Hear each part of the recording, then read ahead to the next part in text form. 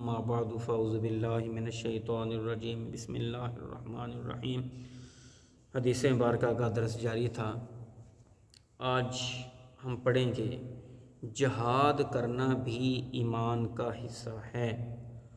حضرت ابو ہریرہ رضی اللہ تعالی عنہ اس حدیث مبارکہ کے راوی ہیں۔ وہ فرماتے ہیں کہ رسول اللہ صلی اللہ علیہ وسلم نے فرمایا، اللہ عز و جل کس شخص کو جو اللہ کی راہ میں جہاد کے لیے نکلے، مجھ پر کامل ایمان اور میرے رسول کی تصدیق ہی نے اسے جہاد کے لیے نکلنے پر آمادہ کیا ہو، اس کی حسن جزا کا ذمہ میں خود لیتا ہوں کہ یا تو میں اسے ثواب اور مال غنیمت کے ساتھ واپس لوٹاؤں گا، اور اگر وہ شہید ہو گیا تو میں اس کو جنت میں داخل کروں گا۔ نبی کریم صلی اللہ علیہ وسلم نے فرمایا، اگر یہ امر میری امت پر باعث مشقت زیادہ ہے، اگر نہ ہوتا تو کسی چھوٹے لشکر کے ساتھ جانے سے بھی میں پیچھے نہ رہتا،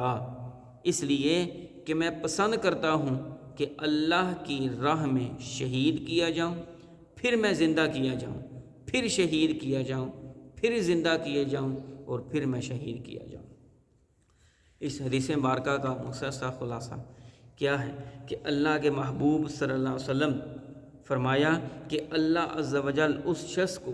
کس شخص کو جو اللہ کی راہ میں جہاد کے لیے نکلے، اور فرمایا کہ اللہ پر بھی ایمان رکھے، تو پھر میرے رسول یعنی کہ میری تصدیق کرے، مجھ پر بھی ایمان لائے، مجھے اللہ کا سچا نبی مانے۔ ٹھیک ہے، فرمایا کہ جب یہ دونوں چیزیں اس کے اندر پائی جائیں، ٹھیک ہے، اب وہ شوق کے ساتھ نکلے جہاد کے لیے۔ ٹھیک ہے، تو اللہ تعالیٰ فرماتا ہے کہ کیا کہ اس کا جو بہترین اجر ہے اب وہ میرے ذمہ ہے۔ اب کیا ہوگا؟ فرمایا کہ اس کا بہترین اجر اس کو میں دوں گا، یا تو اس کو میں ثواب اور مال غنیمت کے ساتھ واپس لوٹا دوں گا، یعنی کہ زندہ لوٹا دوں گا جہاد کر کے۔ جب وہ واپس آئے گا نا، اس کو میں مال غنیمت بھی دوں گا اور اس کو میں اجر و ثواب بھی دوں گا۔ تو فرمایا کہ اگر وہ بندہ جنگ میں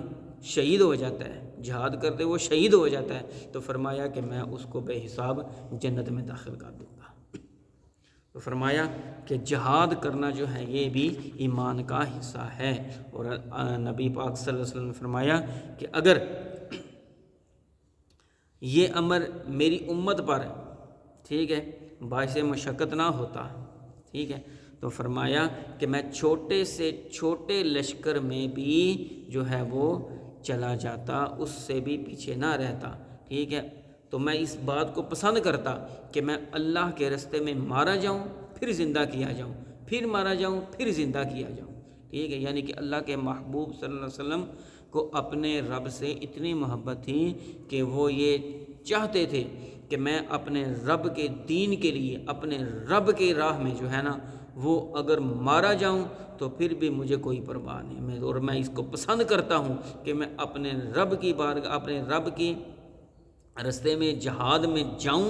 اپنے رب کے دین کی بلندی کے لیے۔ ٹھیک ہے، لوگوں سے، دشمنوں سے جہاد کروں، کافروں سے جہاد کروں، پھر میں مارا جاؤں، پھر اللہ پاک مجھے زندہ کرے، پھر میں مارا جاؤں، پھر اللہ پاک مجھے زندہ کرے۔ یعنی کہ اللہ کے محبوب صلی اللہ علیہ وسلم اس بات کو پسند فرماتے تھے۔